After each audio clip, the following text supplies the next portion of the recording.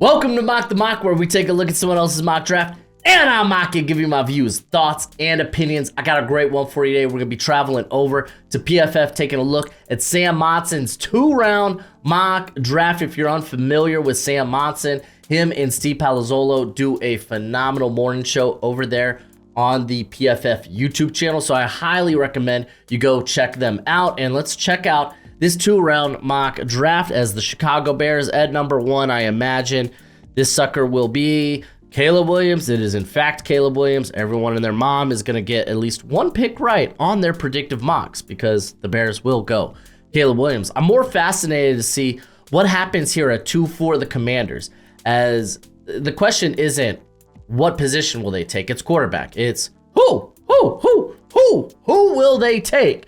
So let's go see what Sam has them taken, as they're going JJ McCarthy here at number 2. Let's go ahead and read the blurb that he has under here.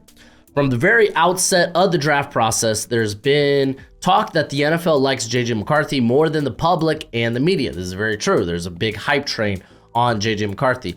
In a year where all the prospects outside of Williams have their concerns, I'll buy that smoke and say that Washington grabs the guy with the NFL tape. And yeah, I mean, essentially, this is smoke and mirror season. We really truly won't know who goes where until they are picked. Like, there's some smoke that, no, this is Jaden Daniels. Jaden Daniels is a Cliff Kingsbury type of quarterback. A lot of people do have Drake May as quarterback too, though. So it's like, there's 3 quarterbacks that are circulating around here, and I'm going to be honest, if you're predicting any one of them, I'm not going to give you too much flack. I'm really not. So JJ McCarthy here at 2. Let's see what the Patriots do at 3.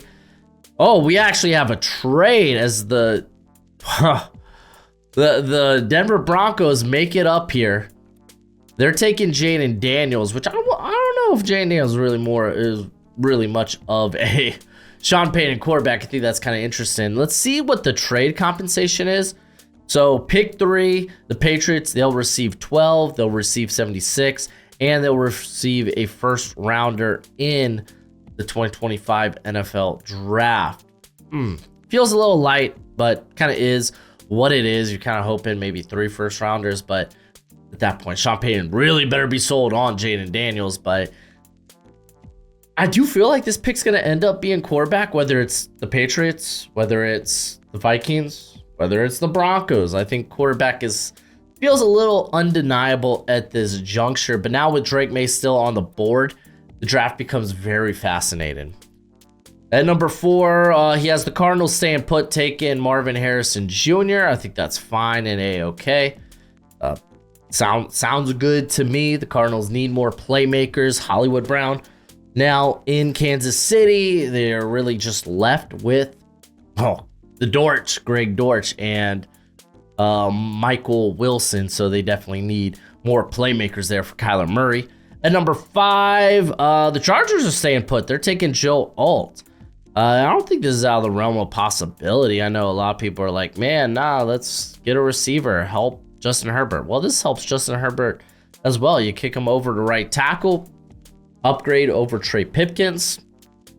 I think this is fine. I think this is definitely in the realm of possibility. I do think the Chargers are the most likely trade down candidate inside the top 5 if like the Vikings were to make a move here. But let's keep this sucker rolling. New York Giants on the board. They're staying put and taking Malik Neighbors. Okay.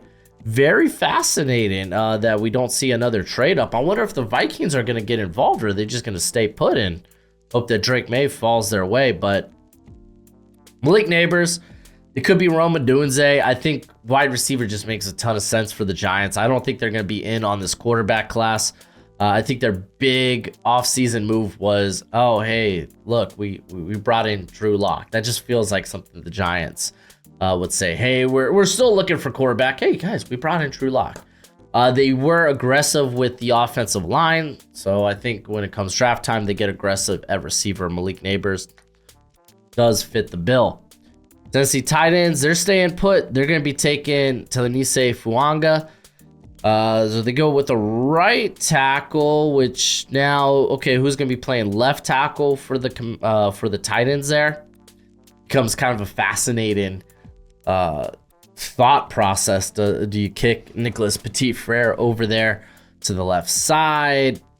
I don't know, man. I don't know. I still feel like this team probably needs 2 tackles.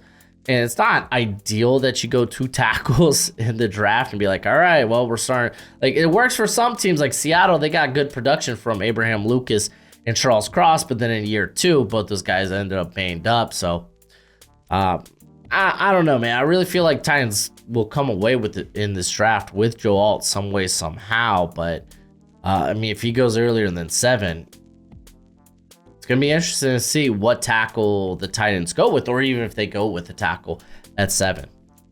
Pick 8, Falcons, they stay put. They're going Jared Verse. I love Jared Verse. This is my guy in this class. Really, it just feels like the Falcons are going to go with whoever the top defender is on their board. I think this could be a fun trade down spot. I also think it's kind of sexy if they go with wide receiver 3 in this class at this pick. I feel like the Falcons are kind of in a position where they can really do no wrong with this pick, but in this case, they're taking Jared Verse. He is my edge 1. It's very close between him and Liatu Latu, though. But before we get to pick 9, if you want to know more about the prospects in this draft class, if you want to get to the NFL draft and know every player that your team is drafting, then check out my draft guide. Here's a lovely promo I put together for it. Listen, I know you love the NFL draft as much as I do, and you're going to want a nice hefty watch list of players during this college football season. Well, go ahead, check out my draft guide. You can purchase it for only $30 by Venmoing or PayPaling me. Links in the description. It's a one-time payment and you get it for this whole draft cycle and forever and always. Technically, it's a Google spreadsheet. So send me your email when you send the payment. I'll get you hooked up. You will see my current prospect rankings and big board, my full evals. And guess what? It updates throughout the whole draft cycle. So it's a great purchase and it's a great way to support the channel. Okay, pick 9. We actually have the Vikings trading up. I do think the Bears, with only 4 picks, might want to trade down from this spot and essentially just get more picks. And they will receive picks 11 and 108. Vikings move up, not needing to do a whole lot. They're going to hold on to pick 23, and they get Drake May. That's phenomenal for the Vikings, I think. New York Jets, they're going to stay put at 10. Another team with limited draft capital, or at least high-end draft capital. They're taking Brock Bowers. They're going to take Brock Bowers over Rome Odunze. I find that very fascinating. But I think regardless, this pick probably ends up being an immediate contributor, an immediate starter, whether that is Rome Odunze, whether that is Brock Bowers. I think tackle is more of a long-term vision, which that's great. That's fine. That's what you want to do in the draft. But I don't think the Jets, with Aaron Rodgers at the helm, you're not really looking for long-term starters right now. You're looking for guys who can be long-term starters, but also will contribute immediately, and that more so will be the tight end or the wide receiver position. And I say tight end really with the caveat being only Brock Bowers, because Brock Bowers, in my opinion, is worth the top 10 pick. Chicago Bears, they moved down 2 spots. They're here taking Rome Odunze at 11. Really works out very well for the Chicago Bears. I like this, adding more receivers for your new franchise quarterback. And now you have DJ Moore, you have Keenan Allen, also have Cole Kmet. There we go. They also added Everett. Why can't I think of his name? Garrett Everett? Gerald Everett? Gerald Everett from the Chargers, who actually used to play for Shane Waldron over there with Seattle. The New England Patriots, they moved down to this 12th spot. They're going to get Olu Fashanu along with some extra picks as well. So before going out and getting a quarterback, they're going to try to build a ideal landing spot for that franchise quarterback they've yet to pick. But Olu Fashanu immediately comes in there and probably will be their left tackle. I think that's fine. Especially since they got extra draft capital in not just this year's draft, but next year's. We got Terrion Arnold going to the Raiders. I actually really like the Raiders going with a corner. I really, really do, because they have Nate Hobbs who could work inside and out. They have Jack Jones. Terrion Arnold actually gives them some necessary size at corner, so it works out well for me. I'm more of a Quinion guy, but kind of is what it is. The Saints, they're going to be going with Troy Fautanu out of Washington. Tackle, it just feels like insert tackle here for the Saints, and you'll probably be somewhere on the money. It feels like tackle is kind of the go-to position for the Saints here at 14. Pick 15, we got Cooper DeJean going to the Colts. I actually really like Cooper DeJean for Gus Bradley's defense, and yeah, he's going to be playing on the outside. He's going to be playing at corner, and I like this. I'm going to be higher on Cooper DeJean than I think the general consensus is. Though they have him as a back end of the first round guy, I'm probably going to be closer to top 20 on him. Which, hey, corner rankings, I think those will be out Wednesday for y'all. Pick 16, Seattle Seahawks stay put. They take Jackson Powers Johnson, and I like that. I'm cool with that. I would love if Seattle can move down. That would be nice. That would be ideal, but you do need a dancing partner if you are going to move down in the draft. Regardless, they stay put here. They brought in Lincoln Tomlinson, but truthfully, you could probably upgrade your left guard and your center position. They will have Oluwatimi and Nick Harris competing for that starting center spot. Jackson Powers Johnson, honestly, he could play guard. He could play center. I'm cool with either. Big fan of Jackson Powers Johnson. Gotta give a shout out real quick to Underdog Fantasy. When you sign up using promo code Broshmo, they will double your first deposit up to $100 dues. They don't just do football. They do all the freaking sports, even e-gaming. We just started the baseball season. If you want to get in on weekly best ball or my favorite higher lower on player prop bets, then sign up at Underdog Fantasy. Use promo code Broshmo, because then they will match that first deposit up to $100 dues. If your first deposit's $50, they'll give you $100 to play with. If it's $100, they'll give you $200 to play with. But still, please, my friends, bet wisely, bet within your means. Let's go ahead to pick 17. Jacksonville Jaguars actually go with Johnny Newton. I find this very interesting. Not because Byron Murphy is my top interior player. I don't think they're that far apart, but going interior in general, I mean, they have a nice rotation there. They added Eric Armstead, so maybe you're looking for a little bit more oomph there on the interior, and Newton would provide that. Pick 18, got the Cincinnati Bengals going with Byron Murphy II. So we see defensive interior back to back. They want to get a little more pass rush there on the interior, and I don't mind that one bit. I really don't. Maybe you're looking for an heir apparent, to BJ Hill. There we go. And I mean, they're probably going to be looking for a deep rotation regardless. They really value how deep their defensive line rotation is. They lose DJ Reader, so ends up being a really good pickup, I think, for the Bengals. I think tackles also in play here. You could also make a case for wide receiver. And if Brock Bowers is still available, maybe he's in the running here. The Rams, they're going to go with Liatu Latu. They do need more pass rush help. You keep him in LA. I like it. I think Liatu Latu will be going in the top 20. Question is where. I think he goes as high as 8 to the Falcons, who probably will take the first defender off the board. Though, again, it's not something set in stone. Draft will surprise us.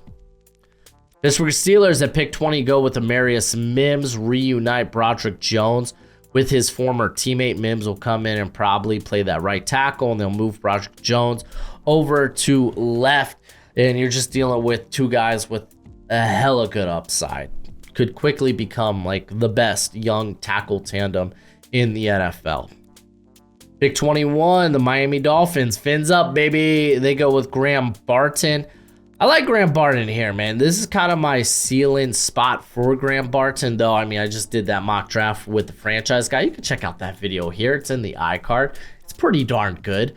But he took, actually, Graham Barton at pick 16 for the Seahawks. So Graham Barton's someone who, he's going to be in play in that middle to late first round. Very good prospect guy that's probably going to end up playing. The playing at center or playing at, in this case, he's going to be playing at left guard for us. Probably left guard. You can maybe move him to right guard. Really depends how you feel about Isaiah Wynn, someone who does have experience on both sides. So it just gives the Dolphins more flexibility at the on the offensive line. Pick 22, Quinion Mitchell going to the Eagles. If it fell this way, the Eagles just continue year after year to get away with phenomenal value in the draft. Great pick. I love it. So we got the Patriots picking at 23. They take Dallas Turner. So it's a trade here. Okay, I was like, I thought the Vikings kept their pick 23, but no, it's the Patriots moving up from 34, and they give the Vikings pick 68 to move up here to take Dallas Turner to get a real good pass rusher there. Joshua Uche was a free agent, came back on a one-year deal, more of a one-year prove it, so they're not set in stone there at the edge position. They'll be looking for that other guy next to Matthew Judon? Why am I blanking on his name? But regardless, they're going to be looking for that guy that could play next to him, Dallas Turner. Like, it feels like the top three edges just kind of fall in this class because, like, the value's there, but man, teams have bigger needs and values that are close enough to those top edges to where they're like, yeah, we'll opt in on maybe this tackle class. Yeah, we'll opt in on this defensive interior class. It's kind of like how I feel this tackle class, why it ends up falling down the board so much. Pick 24, the Cowboys go with Adonai Mitchell. They go with a receiver. I think that's solid, guy that can play on the outside. I'm cool with that. I'm down with that. I typically like going offensive interior, but I mean, you already see Barton and Jax Powers-Johnson are off the board, so going with wide receiver and just kind of letting the board come to you. This pick could also be like a Brian Johnson or Brian Thomas, who feels like, hey, better Michael Gallup. Could also be in the cards here as well. Before we get to pick 25, what's crack-a-lackin'? It's your boy Broshmo, just in case you did not know. So go ahead, become a bro and subscribe. Leave this video a thumbs up if you enjoy the content as always. Let me know what you think in the comment section below, where we have that nice, beautiful football discourse. Pick 25, Nate Wiggins going to the Green Bay Packers. I feel like corner is the pick for the Packers. I feel like the Packers, with all the draft capital that they have, probably will make a move up the board somewhere, especially if you have like a Quinion fall to pick like 22. I can definitely see the Packers trying to move up a few spots ahead of the Eagles and get Quinion. But Nate Wiggins, he's got a lot of upside, and he's the youngest corner prospect in this class. So I think it's definitely in the cards. J.C. Latham going to the Tampa Bay Buccaneers. Whether he ends up playing right tackle, I think they might really like Luke Odeki there, who actually played pretty darn well this past season. You could still kick him in. This would be left guard, where I guess he'd have to challenge with Opeta, who I think is on a 1 or 2 year deal, so not necessarily a long-term option. So I can see it. Latham, good prospect. Cardinals are going to go with Zach Frazier. They could definitely upgrade that interior position. They opt to continue to go with offense early in this draft. I'm kind of curious what they'll do on the second round in this mock, but get a Frazier. He can play center, he can play guard. He probably challenges Froyo for that center spot.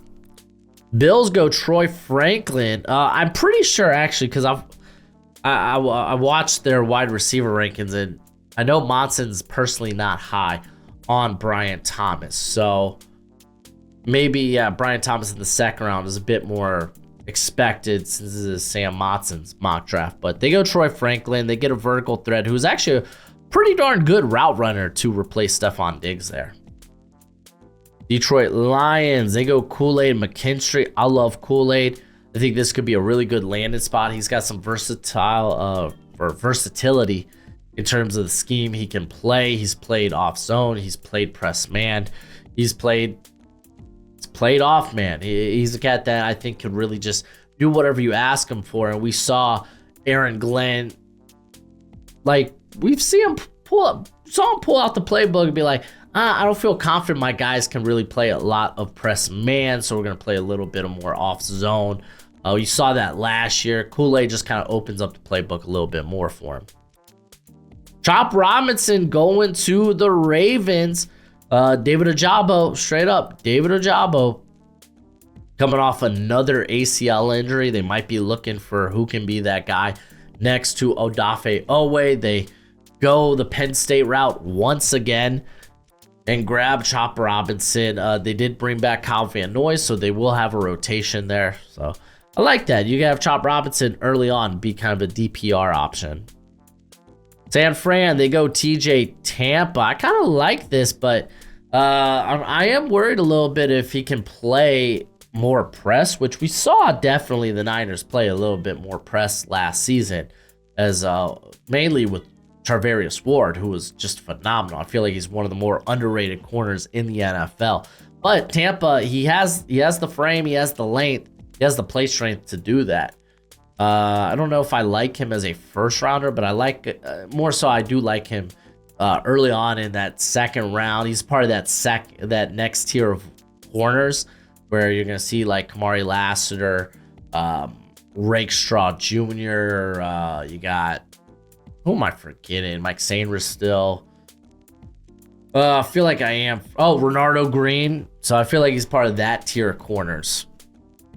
And then the Chiefs, they go with Tyler Guyton. So you get a bit of a project here at left tackle. You're going to be going ahead with Wanya Morris. And honestly, if things work out with Wanya Morris, you probably want to get off that Jawan Taylor contract. So could be in the cards, definitely, for the Chiefs. All right, we're here at round 2. Let's run through this suckers. Ladd McConkey ends up going to the Carolina Panthers. I feel like Xavier Leggett might be a better fit, as you're going to have Adam Thielen kind of playing the slot there. Deontay Johnson, someone who could work outside and inside. So maybe you're looking for that big body that could stretch the field. Minnesota, they go with Michael Penix Jr.? What? Okay, you got to read this one to really understand it, because they did take Drake May, but it's talking about general manager Kwesi has a financial background, which means diversifying and hedging. Minnesota shocks the NFL by selecting quarterback in the first and second round. So that's kind of like, okay, one of these guys are going to have to work out. I don't love it. I don't love it. I'll just say that. We got the Arizona Cardinals. They go Chris Braswell. They grab some edge rush, and they grab a more meteor guy, as they feel a little like BJ Ojulari was probably their best pass rusher. He is a bit undersized. He was more of a DPR option. So grabbing someone who could probably play all 3 downs just in terms of his frame and his body. You got the Commanders going with Tyler Nubin. Percy Butler, I believe, is their other safety, because Derek Forrest was banged up. But Forrest is pretty darn good. Butler, you could probably upgrade from. That is correct. They don't have anyone else there on the roster, right? And I'm just blanking on. Let's see. Jeremy Reeves, they just love him as a special teamer. I definitely think he deserves a shot. They're bringing in Jeremy Chin, but I think he's going to be more of do more of what like Cam Curl did last season. So like slot, dime backer, play him around the line of scrimmage. It's really Reeves. Really, they should give Reeves a shot to start. He was really good like back in like I think 2018, 2019 for him. And then they just kind of relegated him to special teams, where he's a phenomenal special teamer. But, man, I'd really love to see him get more opportunity. But they take Nubin here. Not my top safety, but I get why people like Nubin. You got the Chargers going with Braden Fisk. Sounds like the NFL loves Fisk. He's probably going top 50. I get why people like Fisk. I'm just too bull of a China shop too much of a bull in a china shop for me. But Chargers grab him. I've done this in past mocks as well because it feels like, yeah, if they want to go with the interior, then grabbing a guy like Fisk kind of feels like something Harbaugh would do. Tennessee Titans go with the linebacker, Peyton Wilson. So they saw good things from Gibbons, and now you're probably looking for that athletic linebacker. That's why they brought in Kenneth Murray. But yeah, Peyton Wilson I think would be an immediate upgrade. Panthers do double dip on wide receiver and go with Xavier Leggett. I kind of brought up, hey, I would have probably liked Leggett more so at pick 33, but grabbing McConkey and Leggett I think is really nice because like Adam Thielen's like what, 34? Dude's an old man, so McConkey's probably your guy of the future in the slot. Christian Haynes going to the Washington Commanders. Man, he's been going much higher in these projection mocks than I've seen him go in like our walk the mocks and whatnot.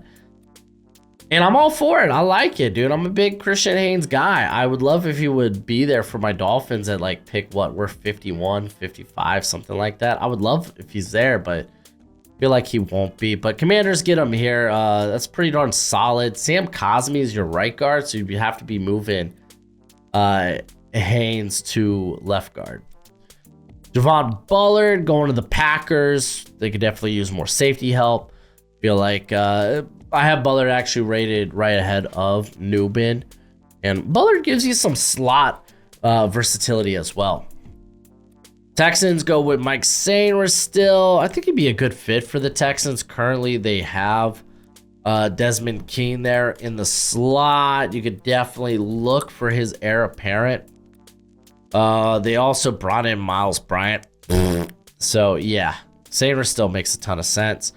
Falcons go ahead, grab Ennis Rakestraw, looking for that guy who can be a good corner 2 opposite of AJ Terrell. Rakestraw kind of fits the bill.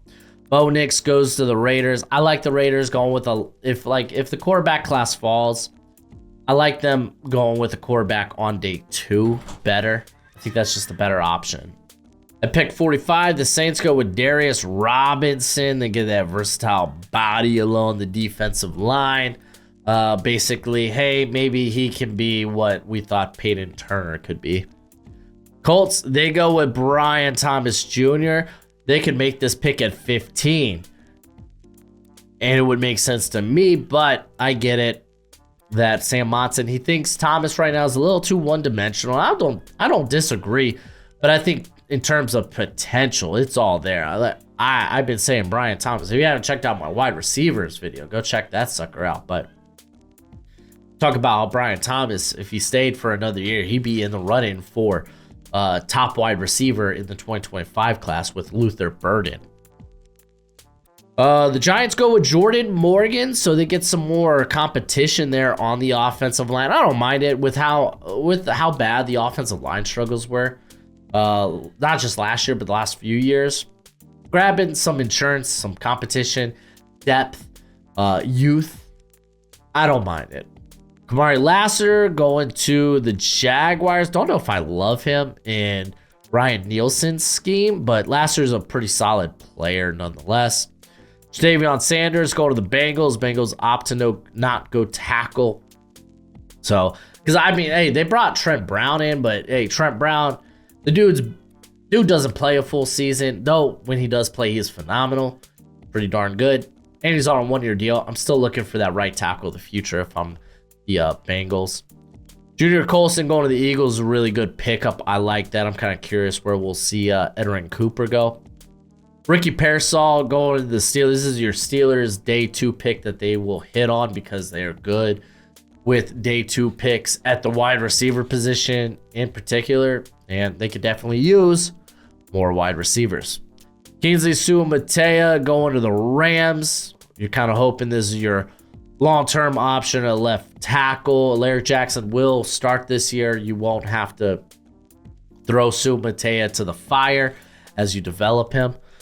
Eagles go with Jaden Hicks. I don't mind them trying to address that secondary, which was among the worst in football.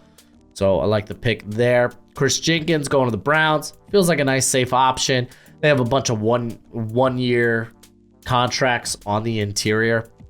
Miami Dolphins go with Xavier Worthy. Of course they go with Xavier Worthy. Speed kills. Dolphins love speed. They go Worthy. I don't love it, but I could stomach it a lot better in the second round. Dallas Cowboys, they go with Jonathan Brooks. Everyone of their moms kind of been connecting the dots that the Cowboys will go with Brooks. Their medical staff did his ACL surgery. Question is it at pick 56 or is it going to be in the third round? Braylon Trice going to the Buccaneers also makes a ton of sense to me. This is a team that they started rotating heavily, and it was really working out well for them. They got Yaya Diaby involved. Joe Tryon did much better, seeing less snaps and just, hey, go and get after it. They brought in Randy Gregory. He's not a long-term option, so Braylon Trice, good pickup. Cooper Beebe, just kind of a good guard there for the Packers. They did lose John Runyon, so someone that could come in there and compete. Kyrie Jackson, dude's a little old for me. Just a little old for me, but you get someone who could probably come in and immediately contend for that corner 2 spot. I don't mind it. Like, the thing is, he is old, but he has the tools. Like, with older prospects, you typically worry about it in terms of, with older prospects, their tools are normally their tools. They're not going to get longer. They're not going to get bigger. They're not going to get stronger and whatnot. What they are is typically what you're going to get. So if they already have those tools, then you kind of don't feel bad using a early pick on an older prospect. Again, as long as they have those tools. Think Byron Young out of Tennessee last year. Brandon Dorless going to the Bills. Kind of feels like Ed Oliver, at least in terms of size. Maybe want a little bit more girth there on the interior, my opinion. Jonah Ellis is a really good pickup here, I think, for the Lions. I like that. I'm kind of surprised that he came out this year after ending the year with the injury. I figured, okay, he'll come back and probably be a first rounder. No, decides to come out in this class. If you're not familiar with his family, like, all his brothers at one point had been in the NFL. Like, Caden is still in the NFL, starting linebacker currently for the Falcons. And they also have his father. His father played like 10 years in the NFL or something. So good pickup there for the Lions. Christian Mahogany going to the Ravens. Their guard spot's kind of up for grabs. They got Andrew Voorhees, who missed last season, if you didn't know, because of injury. They also have Ben Cleveland, who I love the aesthetic. I love the cosmetics, but just hasn't panned out at guard. They lose Kevin Zeitler. They lose Josh Simpson. So you want to bring in some more talent there that can contend at the guard spot. The Niners take Kieran Amagaji, kind of the heir apparent for Trent Williams. Maybe can beat out Colton McKivitz at right tackle. I have my doubts just because the Niners really like him, but you get someone you could develop that has tools. And then the Chiefs end the draft, or end the second round, with Roman Wilson. So they finally address that wide receiver position with someone who can get vertical. I kind of like it. Honestly, it's hard to not like any receiver in the Chiefs offense. It truly, truly is, but I kind of get scared that the Chiefs are too undersized at the wide receiver position, and grabbing Roman Wilson just kind of mitigates that issue. But hey, that's just my point of view. Let me know what you think in the comment section below. That's it for the video. Check out these NFL draft videos. I've been doing my prospect ranking, so go ahead, take a look at those. But until next time, be easy, my friends. Later.